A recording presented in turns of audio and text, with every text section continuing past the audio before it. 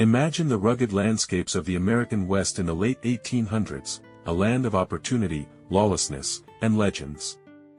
Among these legends, one name stands out, Butch Cassidy. But who was the man behind the myth? Was he merely an outlaw, or something more? Join me as we unravel the untold story of Butch Cassidy, a tale of adventure, camaraderie, and a quest for freedom that continues to captivate us today.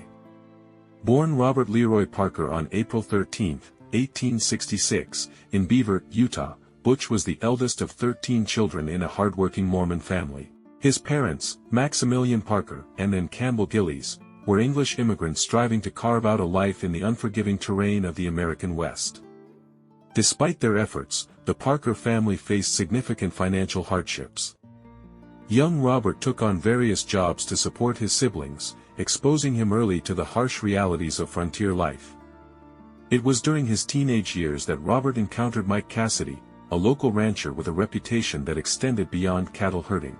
Mike was known for his involvement in cattle rustling, a crime that, while illegal, was often romanticized in the lore of the West. Impressed by Mike's daring lifestyle and perhaps seeking an escape from poverty, Robert adopted the surname Cassidy in his honor.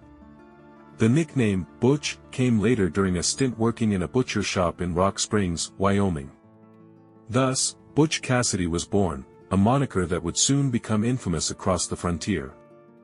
Butch's initial steps into the world of crime were modest. He began with minor offenses, such as stealing livestock, a common practice among struggling ranchers who felt marginalized by wealthy cattle barons and railroad tycoons. To many small-time ranchers, rustling was less a crime and more an act of survival or rebellion against an unjust system. However, Butch's criminal activities escalated over time. In 1889, he orchestrated his first major heist, the robbery of the San Miguel Valley Bank in Telluride, Colorado. Alongside several accomplices, Butch made off with approximately $20,000, a substantial sum at the time. This bold act marked his transition from petty thief to notorious outlaw. Following the Telluride heist, Butch recognized the value of collaboration in his line of work. He began assembling a group of like-minded individuals, each with their own unique skills and reputations. This ensemble became known as the Wild Bunch, a name that would strike fear into the hearts of lawmen and railroad executives alike. Among the most notable members was Harry Alonzo Longabaugh, better known as the Sundance Kid. Born in Pennsylvania, Sundance ventured westward and, after serving time for horse theft in Sundance, Wyoming, earned his infamous nickname. His partnership with Butch became legendary, characterized by a deep bond and mutual respect.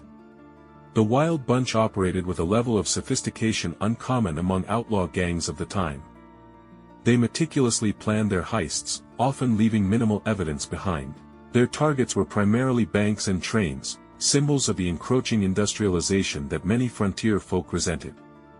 To some, Butch and his gang were seen not merely as criminals but as folk heroes, embodying the spirit of resistance against powerful corporate interests. The Wild Bunch's exploits were daring and audacious.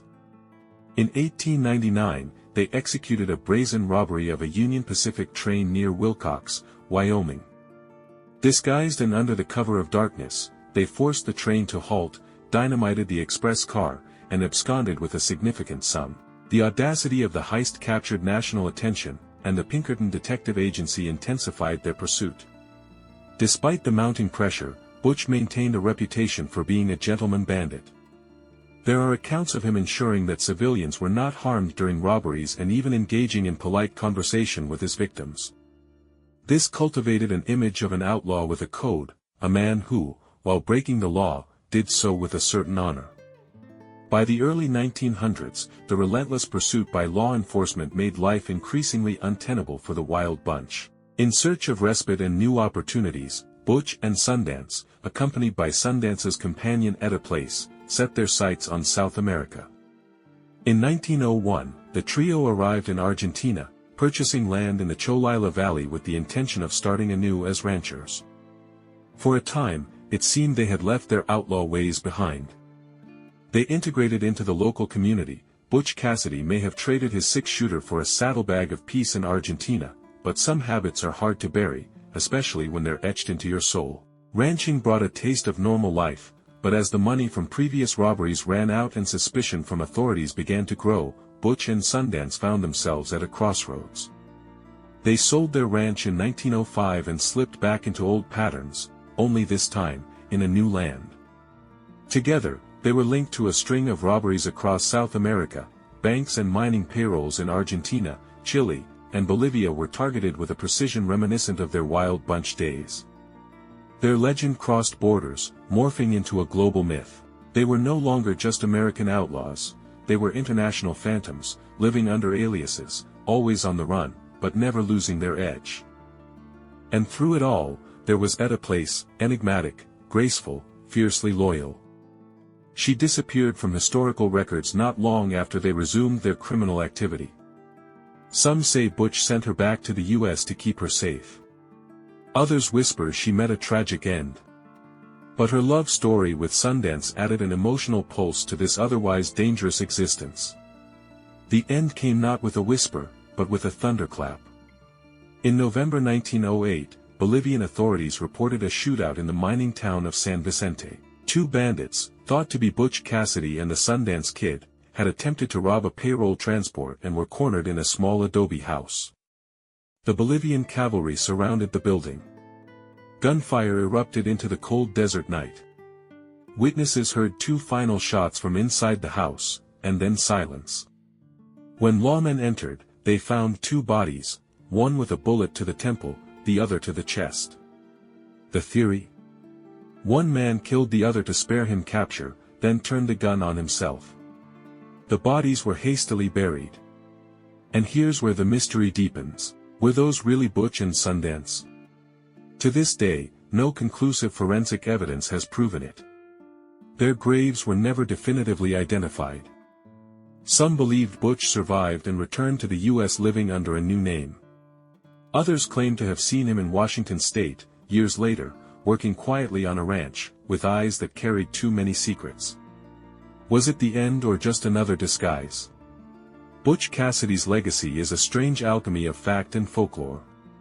To some, he was a criminal, plain and simple. A thief who robbed banks and trains, a fugitive who defied the law.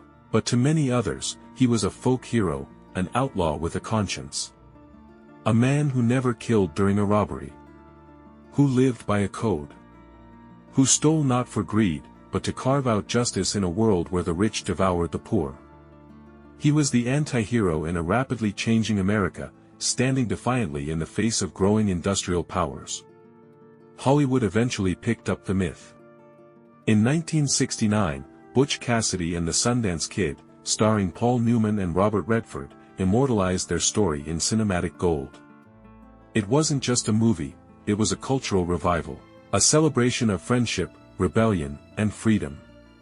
Butch Cassidy's story reminds us that not all legends are made by clean hands or clear consciences.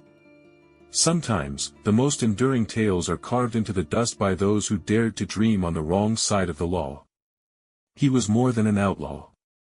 He was a symbol, a man who chose the open sky, the ride, the risk, over the safety of settling. And maybe that's why we're still chasing his shadow, over a century later. Thank you for joining me on this journey through the wild, untold life of Butch Cassidy. If this story inspired you, or made you see history in a new light, don't forget to like, share, and subscribe for more deep dives into the lives of legends. Until next time, ride free, think deeper, and keep chasing the story.